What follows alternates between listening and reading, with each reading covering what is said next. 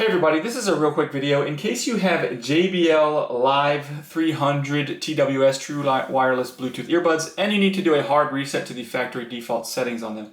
You're going to want to do this for one of two reasons. The first one is troubleshooting in case these earbuds are not working for some reason, if they're not connecting to your phone or they're not syncing to Bluetooth or anything like that, or if the left earbud's not working or the right earbud's not working so you're only getting sound out of one ear. A factory reset can fix a lot of these issues. If it doesn't and you decide to get a new set of earbuds, I'll go ahead and put a link in the description to a good set of earbuds at a good price.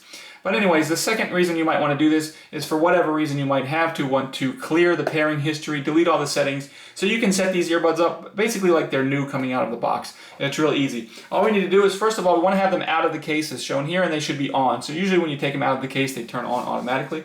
But anyways, so once we do that, we're just going to do 2 taps and then a third tap and hold on the buttons on the back. So it's going to look like this.